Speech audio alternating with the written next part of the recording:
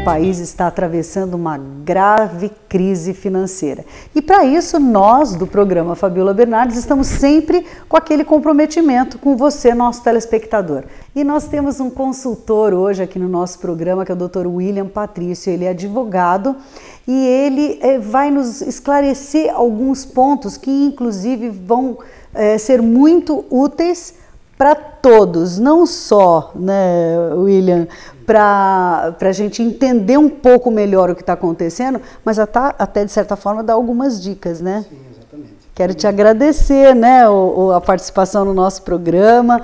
O Dr. William é o nosso consultor na área jurídica, né, no nosso quadro de direito, e muito legal, né, que você está aqui com a gente hoje. Prazer poder prestar essa consultoria, e realmente é um tema bastante relevante. Muito se fala em crise, muito se fala em saídas para a crise, e normalmente nós vimos economistas, contadores, profissionais da área financeira de um modo geral, falando sobre saídas, né, como enfrentar a crise, o que fazer, o que não fazer. E nós não vemos, ou vemos com pouca habitualidade, um profissional do direito falando sobre isso. O profissional do direito, ele pode também ajudar a empresa, ou até mesmo o cidadão, a, se não sair, porque é uma medida mágica para superar uma crise, não existe, não é verdade? Mas ele pode sim ajudar a adotar algumas medidas jurídicas e legais para que você enfrente essa crise, remaneje débitos, equacione questões que você tenha ou não, né? E com essa matemática, exatamente, talvez? Essa matemática jurídica, isso. Exatamente, com essa matemática jurídica você consiga enfrentar essas questões e minimizar os efeitos dela. Porque nós leigos, eu digo nós porque é nós e o nosso telespectador, a gente muitas vezes não vê saída, né? E às vezes você fica ali debatendo noites e noites sem dormir, mas a informação tem que chegar para o nosso telespectador. Mas a pessoa vai ali na internet e busca, mas a internet aceita tudo, a gente não sabe por onde começar. E tem coisas que a gente nem imagina. E aí um dia conversando com o William, ele me falou, Fá, olha, existe esse caminho aqui. Eu falei, nossa, vamos falar para o nosso telespectador, porque dados alarmantes da crise. Desde o primeiro trimestre de 2014 até dezembro de 2015, o consumo das famílias foi reduzido em mais de 6%, enquanto o volume de investimentos diminuiu 24%, o que afetou todas as camadas sociais. Então, nós não estamos falando para a classe A, B, C, D ou E ou XYZ, nós estamos falando para todo mundo. E a partir do momento que as pessoas deixam de consumir, seja bens de consumo de um modo geral, bens de consumo que estão em supermercado, que são os itens de primeira necessidade, como crédito também é um bem de consumo para o direito. E as pessoas deixam de consumir, deixam de fazer, e isso afeta a sociedade de um modo geral, porque né, vira, como nós falamos, uma bola de neve. E um efeito dominó, né? Porque daí você não consome, aí o outro também não fatura, daí o outro isso, e assim vai, né? E vira realmente uma bola de neve. Qual que é a tua dica para a área corporativa? O que nós temos passado, Fabiola, para os nossos clientes é que, diante da situação, a partir do momento que você se vê diante da crise, você se vê diante de vamos um pouquinho para o lado da economia, mas você vê que as suas vendas e a sua produção, elas estão estagnadas ou reduziram.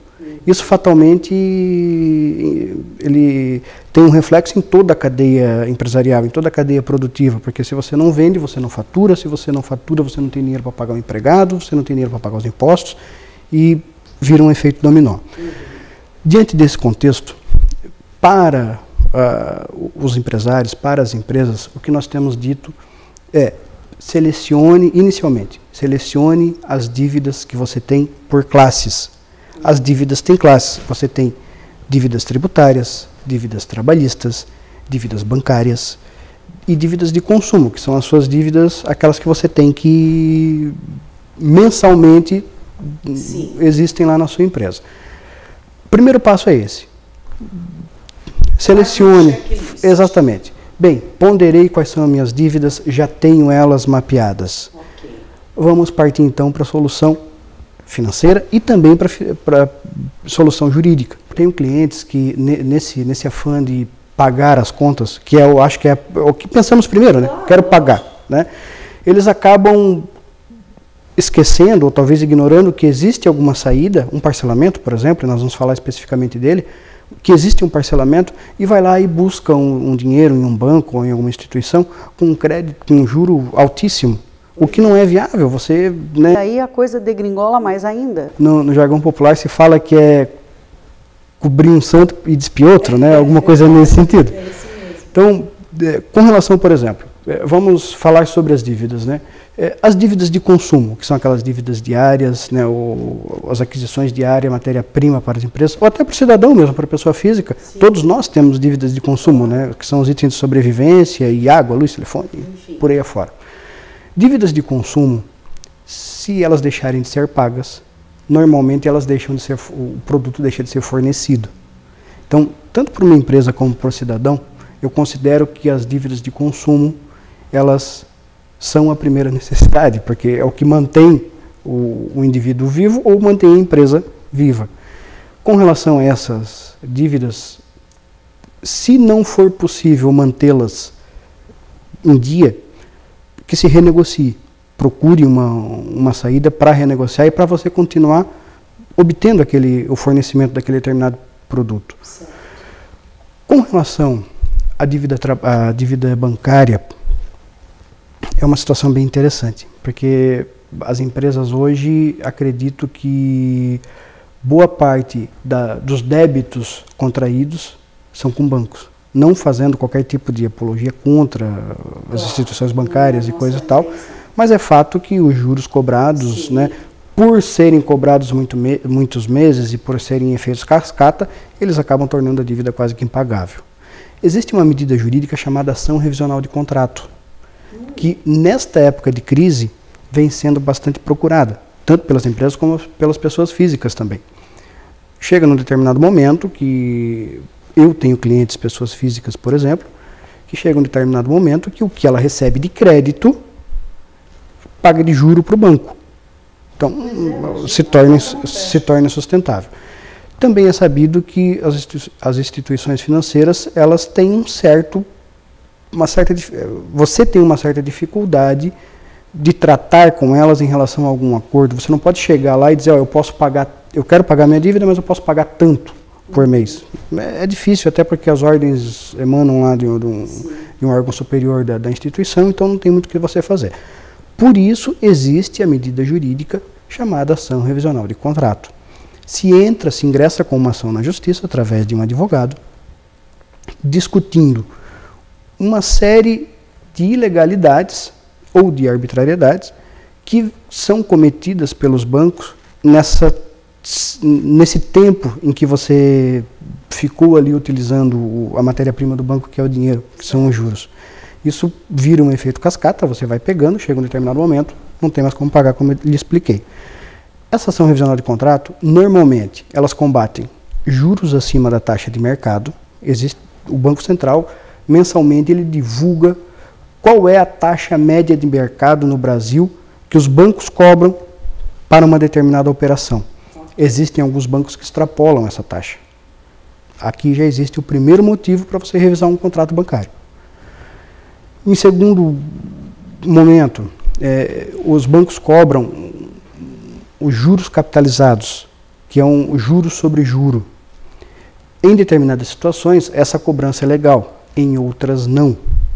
Que só o advogado aí o advogado tem que analisar, exatamente. Existem súmulas do STJ falando sobre o assunto.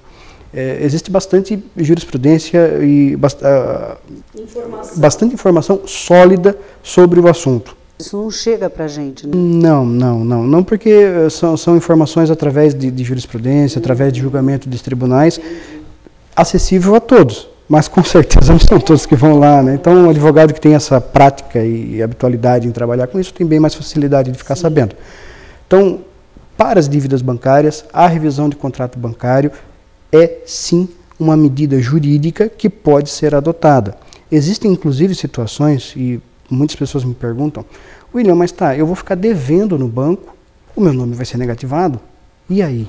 Já está ruim, eu sem crédito vou ficar pior ainda. Dependendo da situação, não são para todos os casos, Mas dependendo da situação, você inclusive, quando entra com essa ação regional de contrato, você pode pedir uma liminar ao juiz para que ele impeça o banco de negativar teu nome.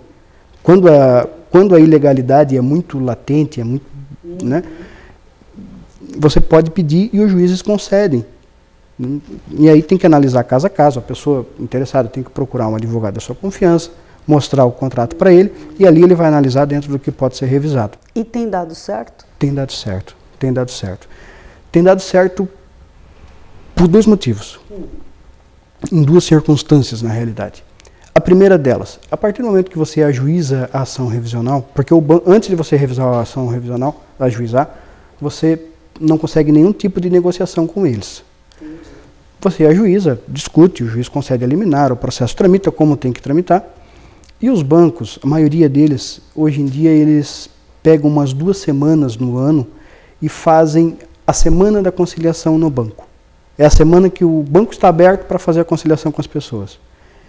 E já vi muitos bons acordos serem fechados nessa... A gente nem sabe disso, que coisa boa. Exatamente, existe. Não é uma data programada, cada banco faz a sua, mas eles fazem. Eu tenho algumas ações de revisão de contrato bancário e por várias vezes a gente já se utilizou dessa semana para, ó, o meu cliente tem esse débito, vocês estão querendo cobrar tanto dele, vamos resolver. Esse acordo pode ser feito por petição, que a gente fala, as partes, o advogado, né, da pessoa entra em contato com o advogado do banco, fecham uma composição, assinam um acordo e apresentam para o juiz. O juiz só homologa, não há necessidade de ir no fórum. Entendi.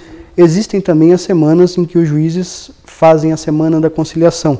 Então eles chamam as partes para uma conversa. E isso dá bastante resultado, sai bastante acordo e assim, vale a pena. E as reduções são significativas. Pelo menos tira aquele peso da pessoa, né? Porque quem é que consegue trabalhar sabendo que você está dia após dia, noite após noite, devendo cada vez mais e mais e mais. Eu acho que isso, tenho certeza que isso prejudica até a produtividade mesmo do empresário, né? Claro, a gente dorme com essa, né, vibe de terror, né? Eu digo, né? Num português bem claro, né? É um horror. Mas que legal isso, eu achei bem interessante e... acho que você deve procurar o seu advogado da sua confiança. O Dr. William Patrício está aqui junto com a gente porque nós o convidamos para fazer esse esclarecimento quando a gente conversou. Foi bem legal e a gente sentiu assim uma disponibilidade tua em se comunicar com o nosso telespectador, né? O que é bem bacana, né? Você dá aula, porque você está sempre fora, viajando, buscando, palestrando, né, William? Tem alguns compromissos. Hoje eu estou um pouco fora da academia, já lecionei em algumas matérias, estou um pouco fora da academia por força dos compromissos de escritório, né, mas sempre que posso gosto bastante de falar sobre assuntos diferentes, assuntos, novidades jurídicas, temos bastante. E tem sempre, né? Então você vai sempre voltar no nosso programa. Agora, recentemente, tivemos o início da vigência do novo Código de Processo Civil no Brasil, agora em março, e alterou. Lógico, é um assunto mais voltado aos advogados que aplicam, né, o Código de Processo Civil, mas é um assunto que alterou substancialmente a forma de condução dos processos no Brasil. Hoje o judiciário ele é voltado, pelo menos de acordo com o novo Código de Processo Civil, ele é voltado para tentar a conciliação entre as partes. O objetivo da nossa justiça com o novo Código de Processo Civil, que bom, que bom. Que bom, porque nada como um bom acordo, né? Exatamente. E eu posso lhe garantir, Fabiola, que um acordo, seja ele, né, em circunstâncias razoáveis, claro, mas um acordo ele é sempre melhor do que uma boa lide. Isso nós temos no direito, aprendemos desde a faculdade, que um acordo sempre vale mais do que uma boa lide, porque a lide, ela, muitas vezes você envolve questão pessoal e você se machuca com aquilo. Desgasta. Cada audiência é uma... Exatamente. Muito, muito, muito, muito, muito obrigada pela tua participação. Voltaremos, tá? Voltaremos com certeza. Estou à disposição aí de um novo convite e agradeço mais uma vez o convite pela consultoria. Vamos ficando por aqui então. Conversei com o Dr. William Patrício, nosso consultor no quadro de Direito.